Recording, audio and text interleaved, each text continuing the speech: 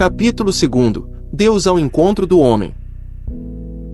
50. Pela razão natural, o homem pode conhecer Deus com certeza, a partir das suas obras. Mas existe outra ordem de conhecimento, que o homem de modo nenhum pode atingir por suas próprias forças, a da revelação divina. Por uma vontade absolutamente livre, Deus revela-se e dá-se ao homem. E fala revelando seu mistério, o desígnio benevolente que, desde toda a eternidade, estabeleceu em Cristo, em favor de todos os homens. Revela plenamente o seu desígnio, enviando seu Filho bem-amado, nosso Senhor Jesus Cristo, e o Espírito Santo. Artigo 1. A revelação de Deus. Deus revela o seu desígnio benevolente. 51. Aprove a Deus, na sua sabedoria e bondade, revelar-se a si mesmo e dar a conhecer o mistério da sua vontade, segundo o qual os homens, por meio de Cristo, Verbo encarnado, têm acesso ao Pai no Espírito Santo e se tomam participantes da natureza divina. 52. Deus, que habita numa luz inacessível, quer comunicar a sua própria vida divina aos homens que livremente criou, para fazer deles, no seu Filho único, filhos adotivos. Revelando-se a si mesmo, Deus quer tornar os homens capazes de lhe responderem, de o conhecerem e de o amarem, muito para além de tudo que seriam capazes por si próprios.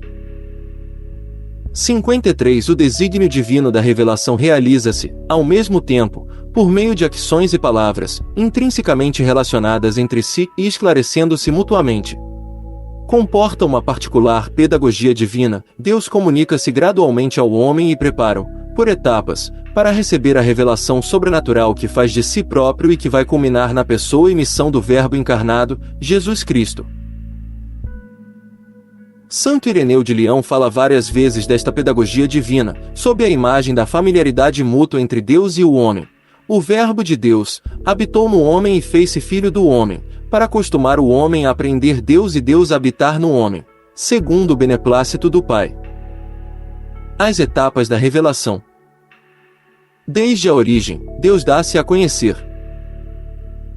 54. Deus, criando e conservando todas as coisas pelo Verbo, oferece aos homens um testemunho perene de si mesmo nas coisas criadas, e, além disso, decidindo abrir o caminho da salvação sobrenatural, manifestou-se a si mesmo, desde o princípio, aos nossos primeiros pais. Convidou-os a uma comunhão íntima consigo, revestindo-os de uma graça e justiça resplandecentes. 55. Esta revelação não foi interrompida pelo pecado dos nossos primeiros pais. Com efeito, Deus, depois da sua queda, com a promessa de redenção, deu-lhes a esperança da salvação, e cuidou continuamente do gênero humano, para dar a vida eterna a todos aqueles que, perseverando na prática das boas obras, procuram a salvação. E quando, por desobediência, perdeu a vossa amizade, não o abandonastes ao poder da morte. Repetidas vezes fizestes aliança com os homens. A aliança com Noé. 56. Desfeita a unidade do gênero humano pelo pecado, Deus procurou imediatamente salvar a humanidade intervindo com cada uma das suas partes. A aliança com Noé, a seguir ao dilúvio, exprime o princípio da economia divina em relação às nações, quer dizer, em relação aos homens reagrupados por países e línguas, por famílias e nações. 57. Esta ordem, ao mesmo tempo cósmica, social e religiosa da pluralidade das nações, destinava-se a limitar o orgulho de uma humanidade decaída, que, unânime na sua perversidade, pretendia refazer por si mesma a própria unidade, à maneira de Babel. Mas, por causa do pecado, quer o politeísmo quer a idolatria da nação e do seu chefe são uma contínua ameaça de perversão pagã a esta economia provisória. 58. A aliança com Noé permanece em vigor enquanto durar o tempo das nações, até a proclamação universal do Evangelho. A Bíblia venera algumas grandes figuras das nações, como o justo Abel, o rei e sacerdote Melquisedeque, figura de Cristo, ou os justos Noé, Daniel e Jobe. Deste modo, a Escritura exprime o alto grau de santidade que podem atingir os que vivem segundo a aliança de Noé, na expectativa de que Cristo reúna, na unidade, todos os filhos de Deus dispersos. Deus elege Abraão. 59. Para reunir a humanidade dispersa, Deus escolhe Abrão, chamando-o para deixar a sua terra, a sua família e a casa de seu pai, para o fazer Abraão, quer dizer, pai de um grande número de nações, em ti serão abençoadas todas as nações da terra. 60. O povo descendente de Abraão será o depositário da promessa feita aos patriarcas, o povo eleito, chamado a preparar a reunião, um dia, de todos os filhos de Deus na unidade da igreja. Será o tronco em que serão enxertados os pagãos tornados crentes. 61. Os patriarcas, os profetas e outras personagens do Antigo Testamento foram, e serão sempre, venerados como santos em todas as tradições litúrgicas da igreja. Deus forma o seu povo Israel. 62. Depois dos patriarcas, Deus formou Israel como seu povo, salvando da escravidão do Egito. Concluiu com ele a aliança do Sinai e deu-lhe, por Moisés, a sua lei, para que Israel o reconhecesse e o servisse como único Deus vivo e verdadeiro, Pai providente e justo juiz, e vivesse na expectativa do Salvador prometido. 63. Israel é o povo sacerdotal de Deus, sobre o qual foi invocado o nome do Senhor.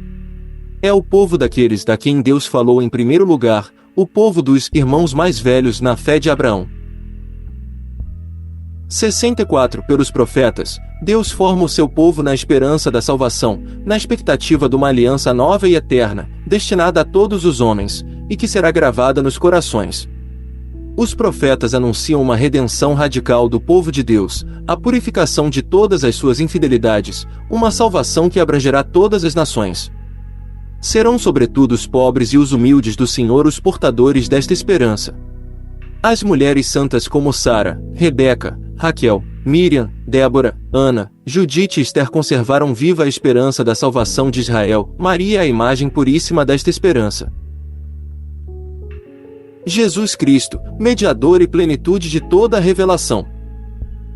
No seu verbo, Deus disse tudo. 65. Muitas vezes e de muitos modos falou Deus antigamente aos nossos pais, pelos profetas. Nestes dias, que são os últimos, falou-nos pelo seu Filho. Cristo, Filho de Deus feito homem, é a palavra única, perfeita e insuperável do Pai. Nele, o Pai disse tudo. Não haverá outra palavra além dessa. São João da Cruz, após tantos outros, exprime de modo luminoso, ao comentar, ao dar-nos, como nos deu, o seu Filho, que é a sua palavra, e não tem outra. Deus disse-nos tudo ao mesmo tempo e de uma só vez nesta palavra única e já nada mais tem para dizer. Porque o que antes disse parcialmente pelos profetas, revelou-o totalmente, dando-nos o todo que é o seu Filho. E por isso, quem agora quisesse consultar a Deus ou pedir-lhe alguma visão ou revelação, não só cometeria um disparate, mas faria agravo a Deus, por não pôr os olhos totalmente em Cristo e buscar fora dele outra realidade ou novidade. Já não haverá outra revelação. 66. Portanto, a economia cristã, como nova e definitiva aliança, jamais passará, e já não se há de esperar nenhuma nova revelação pública antes da gloriosa manifestação de nosso Senhor Jesus Cristo. No entanto, apesar de a revelação já estar completa, ainda não está plenamente explicitada. E está reservado à fé cristã aprender gradualmente todo o seu alcance, no decorrer dos séculos. 67. No decurso dos séculos tem havido revelações ditas privadas, algumas das quais foram reconhecidas pela autoridade da Igreja. Todavia, não pertencem ao depósito da fé. O seu papel não é aperfeiçoar ou completar a revelação definitiva de Cristo, mas ajudar a vivê-la mais plenamente, numa determinada época da história. Guiado pelo magistério da Igreja, o sentir dos fiéis sabe discernir e guardar o que nestas revelações constitui um apelo autêntico de Cristo ou dos seus santos à Igreja. A fé cristã não pode aceitar revelações que pretendam ultrapassar ou corrigir a revelação de que Cristo é a plenitude. É o caso de certas religiões não cristãs, e também de certas seitas recentes, fundadas sobre tais revelações. Resumindo, 68. Por amor, Deus revelou-se e deu-se ao homem. Dá assim uma resposta definitiva e superabundante às questões que o homem se põe a si próprio sobre o sentido e o fim da sua vida. 69. Deus revelou-se ao homem, comunicando-lhe gradualmente o seu próprio mistério, por ações e por palavras. 70. Além do testemunho que dá de si mesmo através das coisas criadas, Deus manifestou-se a si próprio aos nossos primeiros pais. Falou-lhes, depois da queda, prometeu-lhes a salvação e ofereceu-lhes a sua aliança. 71. Deus concluiu com Noé uma aliança eterna entre si e todos os seres vivos. Essa aliança durará enquanto durar o mundo. 72. Deus escolheu Abraão e concluiu uma aliança com ele e os seus descendentes. Fez deles o seu povo, ao qual revelou a sua lei por meio de Moisés. E preparou, pelos profetas, a acolher a salvação destinada a toda a humanidade. 73. Deus revelou-se plenamente enviando o seu próprio Filho, no qual estabeleceu a sua aliança para sempre. O Filho é a palavra definitiva do Pai, de modo que, depois dele, não haverá outra revelação. Artigo 2. A transmissão da revelação divina. 74. Deus quer que todos os homens se salvem e cheguem ao conhecimento da verdade, quer dizer, de Cristo Jesus. Por isso, é preciso que Cristo seja anunciado a todos os povos e a todos os homens, e que, assim a revelação chegue aos confins do mundo. Deus dispôs amorosamente que permanecesse íntegro e fosse transmitido a todas as gerações tudo quanto tinha revelado para a salvação de todos os povos. A tradição apostólica. 75. Cristo Senhor, em quem toda a revelação do Deus Altíssimo se consuma, tendo cumprido e promulgado pessoalmente o Evangelho antes prometido pelos profetas, mandou aos apóstolos que o pregassem a todos, como fonte de toda a verdade salutar e de toda a disciplina de costumes, comunicando-lhes assim os dons divinos. A pregação apostólica. 76. A transmissão do Evangelho, segundo a ordem do Senhor, fez-se de duas maneiras. Oralmente, pelos apóstolos, que, na sua pregação oral, exemplos e instituições, transmitiram aquilo que tinham recebido dos lábios, trato e obras de Cristo, e o que tinham aprendido por inspiração do Espírito Santo. Por escrito, por aqueles apóstolos e varões apostólicos que, sob a inspiração do mesmo Espírito Santo, escreveram a mensagem da salvação. Continuada na sucessão apostólica. 77. Para que o Evangelho fosse perenemente conservado íntegro e vivo na Igreja, os apóstolos deixaram os bispos como seus sucessores, entregando-lhes o seu próprio ofício de magistério. Com efeito, a pregação apostólica, que se exprime de modo especial nos livros inspirados, devia conservar-se, por uma sucessão ininterrupta, até a consumação dos tempos. 78. Esta transmissão viva, realizada no Espírito Santo, denomina-se tradição, enquanto distinta da Sagrada Escritura, embora estreitamente a ela ligada. Pela tradição, a Igreja, na sua doutrina, vida e culto, perpétua e transmite a todas as gerações tudo aquilo que ela é e tudo em que acredita. Afirmações dos santos padres testemunham a presença vivificadora desta tradição, cujas riquezas entram na prática e na vida da Igreja crente e orante. 79. Assim, a comunicação que o Pai fez de si próprio, pelo seu Verbo, no Espírito Santo, continua presente e ativa na Igreja. Deus, que outrora falou, dialoga sem interrupção com a esposa do seu amado Filho, e o Espírito Santo, por quem ressoa a voz do Evangelho na Igreja, e, pela Igreja, no mundo, introduz os crentes na verdade plena e faz com que a palavra de Cristo neles habite em toda a sua riqueza. A relação entre a tradição e a Sagrada Escritura. Uma fonte comum. 80. A tradição sagrada e a Sagrada Escritura estão intimamente unidas e compenetradas entre si. Com efeito, derivando ambas da mesma fonte divina, fazem como que uma coisa só e tendem ao mesmo fim. Uma e outra tornam presente e fecundo na Igreja o mistério de Cristo, que prometeu estar com os seus, sempre, até ao fim do mundo. Duas formas de transmissão distintas. 81. A Sagrada Escritura é a palavra de Deus enquanto foi escrita por inspiração do Espírito Divino. A Sagrada Tradição, por sua vez, conserva a palavra de Deus, confiada por Cristo Senhor e pelo Espírito Santo aos apóstolos, e transmite-a integralmente aos seus sucessores, para que eles, com a luz do Espírito da Verdade, fielmente a conservem, exponham e difundam na sua pregação.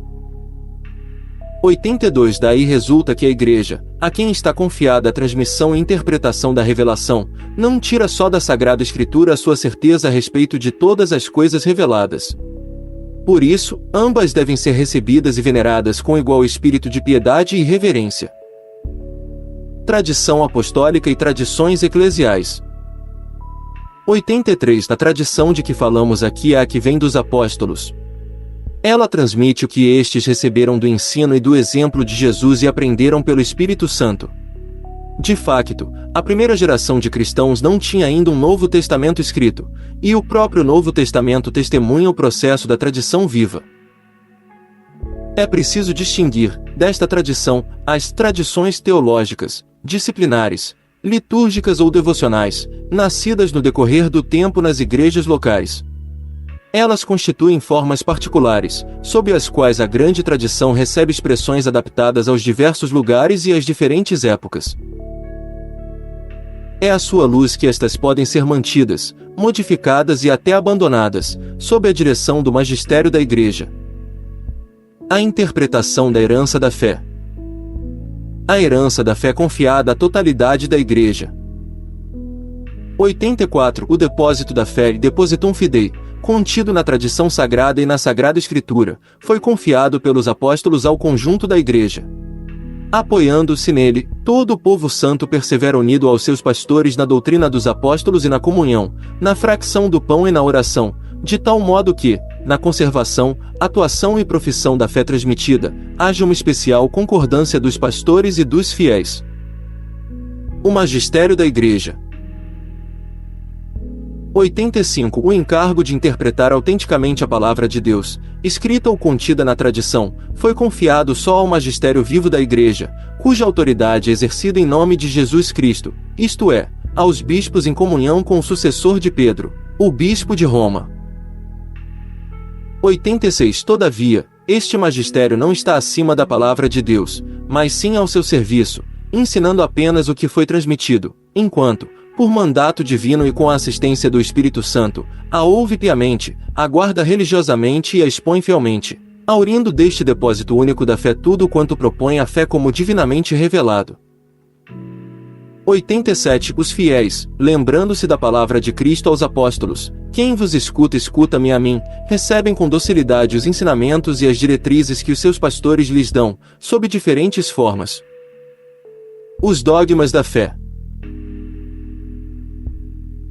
88 O magistério da Igreja faz pleno uso da autoridade que recebeu de Cristo quando define dogmas, isto é, quando propõe, de um modo que obriga o povo cristão a uma adesão irrevogável de fé, verdades contidas na revelação divina ou quando propõe, de modo definitivo, verdades que tenham com elas um nexo necessário. 89 Existe uma ligação orgânica entre a nossa vida espiritual e os dogmas. Os dogmas são luzes no caminho da nossa fé, iluminam-no e tornam-no seguro.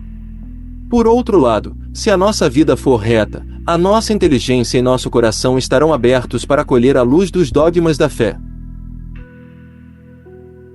90 A interligação e a coerência dos dogmas podem encontrar-se no conjunto da revelação do mistério de Cristo.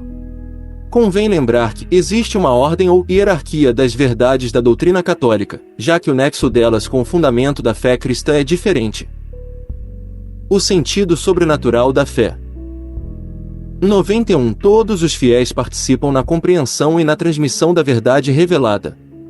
Todos receberam a unção do Espírito Santo que os instrui e os conduz à verdade total. 92 A totalidade dos fiéis não pode enganar-se na fé e manifesta esta sua propriedade peculiar por meio do sentir sobrenatural da fé do povo todo, quando, desde os bispos até ao último dos fiéis leigos, exprime consenso universal em matéria de fé e costumes. 93 Com este sentido da fé, que se desperta e sustenta pela ação do Espírito de verdade, o povo de Deus, sob a direção do Sagrado Magistério, adere indefectivelmente à fé, uma vez por todas confiada aos santos, penetra-a mais profundamente com juízo acertado e aplica-a mais totalmente na vida. O crescimento na inteligência da fé. 94 Graças à assistência do Espírito Santo, a inteligência das realidades e das palavras do depósito da fé pode crescer na vida da Igreja. pela contemplação e pelo estudo dos crentes, que as meditam no seu coração, e particularmente pela investigação teológica, que aprofunda o conhecimento da verdade revelada. Pela inteligência interior das coisas espirituais que os crentes experimentam, divina eloquia com legente crescunt, as palavras divinas crescem com quem as lê.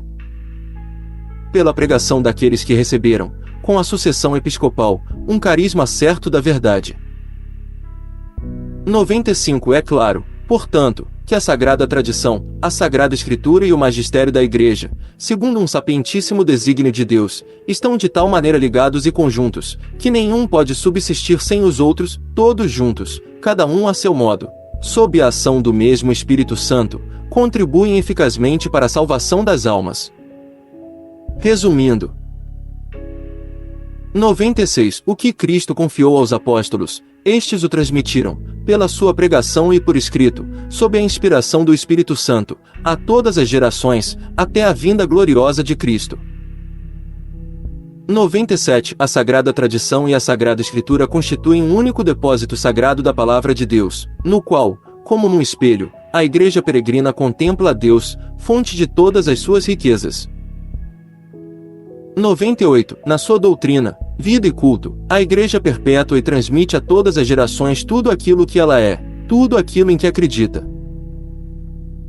99 Graças ao sentido sobrenatural da fé, o povo de Deus, no seu todo, não cessa de acolher o dom da revelação divina, de nele penetrar mais profundamente e de viver dele mais plenamente.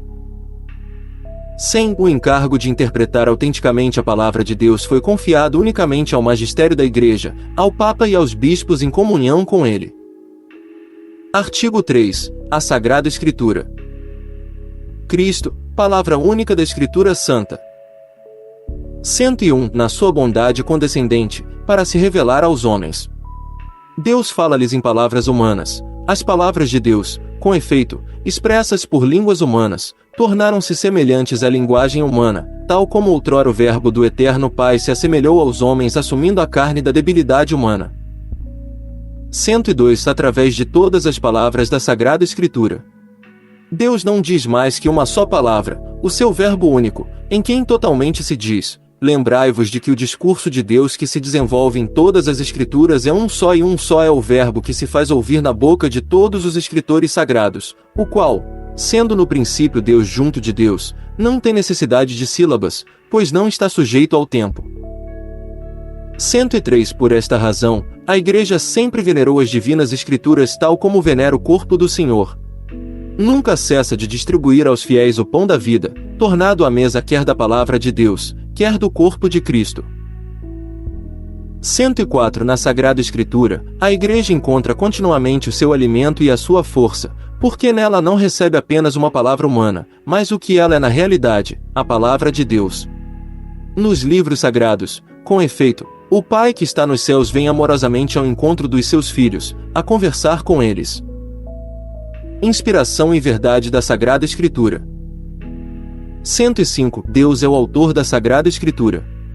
A verdade divinamente revelada, que os livros da Sagrada Escritura contêm e apresentam, foi registrada nele sob a inspiração do Espírito Santo. Com efeito, a Santa Mãe Igreja, segundo a fé apostólica, considera como sagrados e canônicos os livros completos do Antigo e do Novo Testamento com todas as suas partes, porque, escritos por inspiração do Espírito Santo, tem Deus por autor, e como tais foram confiados à própria Igreja. 106 Deus inspirou os autores humanos dos livros sagrados. Para escrever os livros sagrados, Deus escolheu e serviu-se de homens, na posse das suas faculdades e capacidades, para que, agindo ele neles e por eles, pusessem por escrito, como verdadeiros autores, tudo aquilo e só aquilo que ele queria. 107 Os livros inspirados ensinam a verdade. E assim como tudo que os autores inspirados ou agiógrafos afirmam, deve ser tido como afirmado pelo Espírito Santo, por isso mesmo se deve acreditar que os livros da Escritura ensinam com certeza, fielmente e sem erro, a verdade que Deus quis que fosse consignada nas sagradas letras em ordem à nossa salvação. 108 No entanto, a fé cristã não é uma religião do livro. O cristianismo é a religião da palavra de Deus, não de uma palavra escrita e muda, mas do Verbo encarnado e vivo. Para que não sejam letra morta, é preciso que Cristo, palavra eterna do Deus vivo, pelo Espírito Santo, nos abra o espírito à inteligência das Escrituras. O Espírito Santo, intérprete da Escritura. 109. Na Sagrada Escritura, Deus fala ao homem à maneira dos homens.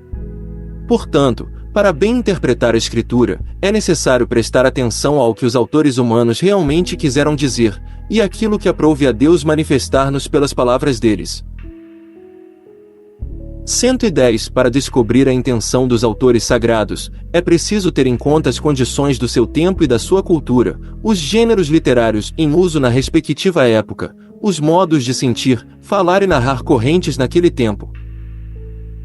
Porque a verdade é proposta e expressa de modos diversos, em textos históricos de vária índole, ou proféticos, ou poéticos ou de outros gêneros de expressão. 111. Mas, uma vez que a Sagrada Escritura é inspirada, existe outro princípio de interpretação reta, não menos importante que o anterior, e sem o qual a Escritura seria letra morta. A Sagrada Escritura deve ser lida e interpretada com o mesmo espírito com que foi escrita. O Segundo Concílio do Vaticano indica 3 critérios para uma interpretação da Escritura conforme ao Espírito que a inspirou. 112. Prestar grande atenção ao conteúdo e à unidade de toda a Escritura. Com efeito, por muito diferentes que sejam os livros que a compõem, a Escritura é una, em razão da unidade do desígnio de Deus, de que Jesus Cristo é o centro e o coração, aberto desde a sua Páscoa. Por coração de Cristo entende-se a Sagrada Escritura que nos dá a conhecer o coração de Cristo. Este coração estava fechado antes da paixão, porque a Escritura estava cheia de obscuridades. Mas a Escritura ficou aberta depois da paixão e assim, aqueles que desde então a consideram com inteligência, discernem o modo como as profecias devem ser interpretadas. 113. Ler a Escritura na tradição viva de toda a Igreja. Segundo uma sentença dos padres, Sacra Scriptura Principalius est in corde ecclesiae quam immaterialibus instrumentis scripta, a Sagrada Escritura está escrita no coração da Igreja, mais do que em instrumentos materiais. Com efeito, a Igreja conserva na sua tradição a memória viva da Palavra de Deus, e é o Espírito Santo que lhe dá a interpretação espiritual da Escritura, secundum spiritualem sensum quem spiritus donate ecclesiae, segundo o sentido espiritual que o Espírito Santo dá à Igreja. 114. Estar atento à analogia da fé. Por analogia da fé entendemos a coesão das verdades da fé entre si e no projeto total da revelação. Os sentidos da Escritura. 115. Segundo uma antiga tradição, podemos distinguir 2 sentidos da Escritura, o sentido literal e o sentido espiritual, subdividindo-se este último em sentido alegórico, moral e anagógico. A concordância profunda dos 4 sentidos assegura a sua riqueza à leitura viva da Escritura na Igreja. 116. O sentido literal. É o expresso pelas palavras da Escritura e descoberto pela exegese segundo as regras da reta interpretação. Omni sensus, sc. Sacrae Scripturae, fundentur superliteralem, todos os sentidos, da Sagrada Escritura, se fundamentam no literal. 117. O sentido espiritual graças à unidade do desígnio de Deus, não só o texto da Escritura, mas também as realidades e acontecimentos de que fala, podem ser sinais. 1. O sentido alegórico. Podemos adquirir uma compreensão mais profunda dos acontecimentos, reconhecendo seu significado em Cristo. Por exemplo, a travessia do Mar Vermelho é um sinal da vitória de Cristo e, assim, do batismo. 2. O sentido moral. Os acontecimentos referidos na Escritura podem conduzir-nos a um comportamento justo. Foram escritos para nossa instrução. 3. O sentido anagógico. Podemos ver realidades e acontecimentos no seu significado eterno, o qual nos conduz, em grego, anagoge, em direção à nossa pátria. Assim, a Igreja terrestre é sinal da Jerusalém celeste. 118. Um dístico medieval resume a significação dos 4 sentidos, litera gesta docet, quid credas alegoria. Moralis quid agás, quotendas anagogia. A letra ensina-te os fatos, passados, a alegoria o que deves crer, a moral o que deves fazer, a anagogia para onde deves tender. 119. Cabe aos exegetas trabalhar, de harmonia com estas regras, por entender e expor mais profundamente o sentido da Sagrada Escritura, para que, mercê deste estudo, de algum modo preparatório, amadureça o juízo da Igreja. Com efeito, tudo quanto diz respeito à interpretação da Escritura, está sujeito ao juízo último da Igreja, que tem o divino mandato e o ministério de guardar e interpretar a palavra de Deus. Ego vero evangelio non crederem, nisime catholicae e ecclesiae commoverit auctoritas. Quanto a mim, não acreditaria no Evangelho se não me movesse a isso a autoridade da Igreja Católica. O cânon das Escrituras. 120. Foi a tradição apostólica que levou a Igreja a discernir quais os escritos que deviam ser contados na lista dos livros sagrados. Esta lista integral é chamada Cânon das Escrituras. Comporta, para o Antigo Testamento, 46, 45, se contar Jeremias e as Lamentações como um só, escritos, e, para o Novo, 27. Para o Antigo Testamento, Gênesis, Êxodo, Levítico, Números, Deuteronômio, Josué, Juízes, Rute, os 2 livros de Samuel, os 2 livros dos Reis, os 2 livros das Crônicas, Esdras e Neemias, Tobias, Judite, Ester, os 2 livros dos Macabeus, Job, os Salmos, os Provérbios, o Eclesiastes, ou Coelé, o Cântico dos Cânticos, a Sabedoria, o livro de Ben-Sirá, ou Eclesiástico, Isaías, Jeremias, as Lamentações, Baruque, Ezequiel, Daniel, Oséias, Joel, Amós, Abdias, Jonas, Miqueias, Naum, Abacuque, Sofonias, Ageu, Zacarias e Malaquias.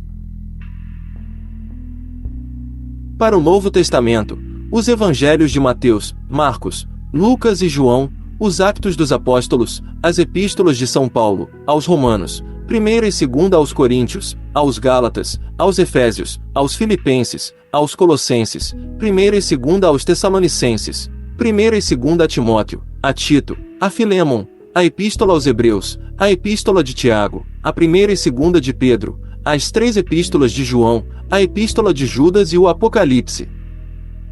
O Antigo Testamento. 121. O Antigo Testamento é uma parte da Sagrada Escritura de que não se pode prescindir. Os seus livros são divinamente inspirados e conservam um valor permanente, 99, porque a Antiga Aliança nunca foi revogada. 122. Efetivamente, a economia do Antigo Testamento destinava-se, sobretudo, a preparar o advento de Cristo, Redentor universal. Os livros do Antigo Testamento, apesar de conterem também coisas imperfeitas e transitórias, dão testemunho de toda a divina pedagogia do amor salvífico de Deus. Neles encontram-se sublimes doutrinas a respeito de Deus, uma sabedoria salutar a respeito da vida humana, bem como admiráveis tesouros de preces. Neles, em suma, está latente o mistério da nossa salvação. 123. Os cristãos veneram o Antigo Testamento como verdadeira palavra de Deus. A Igreja combateu sempre vigorosamente a ideia de rejeitar o Antigo Testamento, sob o pretexto de que o Novo teria feito caducar, marcionismo. O Novo Testamento. 124. A Palavra de Deus, que é força de Deus para a salvação de quem acredita, apresenta-se e manifesta o seu poder de um modo eminente nos escritos do Novo Testamento. Estes escritos transmitem-nos a verdade definitiva da revelação divina. O seu objeto central é Jesus Cristo, o Filho de Deus encarnado, os seus atos, os seus ensinamentos, a sua paixão e glorificação, bem como os primórdios da sua Igreja sob a ação do Espírito Santo. 125. Os Evangelhos são o coração de todas as Escrituras, enquanto são o principal testemunho da vida e da doutrina do Verbo encarnado, nosso Salvador. 126. Na formação dos Evangelhos podemos distinguir 3 etapas. 1. A vida e os ensinamentos de Jesus.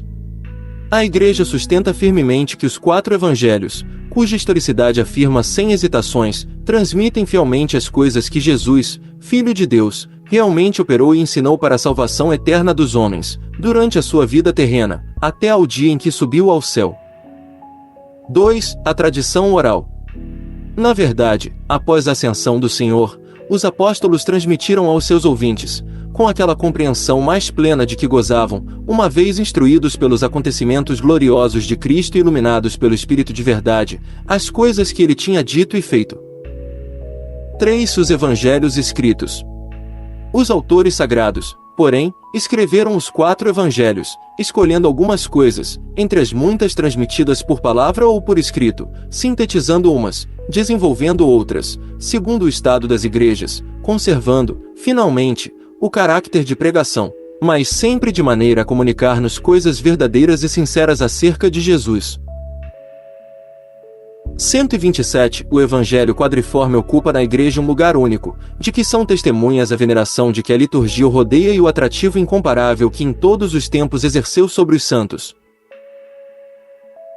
Não há doutrina melhor, mais preciosa e esplêndida do que o texto do Evangelho. Vede e retende o que nosso Senhor e Mestre, Cristo, ensinou pelas suas palavras e realizou pelos seus atos. É sobretudo o Evangelho que me ocupa durante as minhas orações. Nele encontro tudo o que é necessário à minha pobre alma. Nele descubro sempre novas luzes, sentidos escondidos e misteriosos. A unidade do Antigo e do Novo Testamento. 128. A Igreja, já nos tempos apostólicos, e depois constantemente na sua tradição, pôs em evidência a unidade do plano divino nos 2 testamentos, graças à tipologia. Esta descobre nas obras de Deus, na antiga aliança, prefigurações do que o mesmo Deus realizou na plenitude dos tempos, na pessoa do seu Filho encarnado. 129. Os cristãos leem, pois, o Antigo Testamento à luz de Cristo morto e ressuscitado. Esta leitura tipológica manifesta o conteúdo inesgotável do Antigo Testamento. Mas não deve fazer-nos esquecer de que ele mantém o seu valor próprio de revelação, reafirmado pelo próprio Jesus, nosso Senhor. Aliás, também o Novo Testamento requer ser lido à luz do Antigo. A catequese cristã primitiva recorreu constantemente a este método. Segundo um velho adágio, o Novo Testamento está oculto no Antigo, enquanto o Antigo é desvendado no Novo. Novum invetere latete e novo vetus patet, o Novo está oculto no Antigo, e o Antigo está patente no Novo. 130. A tipologia significa o dinamismo em ordem ao cumprimento do plano divino, quando Deus for tudo em todos. Assim, a vocação dos patriarcas e o êxodo do Egito, por exemplo, não perdem o seu valor próprio no plano de Deus pelo facto de, ao mesmo tempo, serem etapas intermédias desse mesmo plano. A Sagrada Escritura na vida da Igreja. 131. É tão grande a força e a virtude da Palavra de Deus, que ela se torna para a Igreja apoio e vigor, para os filhos da Igreja, solidez da fé, alimento da alma, fonte pura e perene de vida espiritual. É necessário que os fiéis tenham largo acesso à Sagrada Escritura. 132. O estudo das páginas sagradas deve ser como que a alma da Sagrada Teologia. Também o ministério da palavra, isto é, a pregação pastoral, a catequese, e toda espécie de instrução cristã, na qual a homilia litúrgica deve ter um lugar principal, com proveito se alimenta e santamente se revigora com a palavra da Escritura.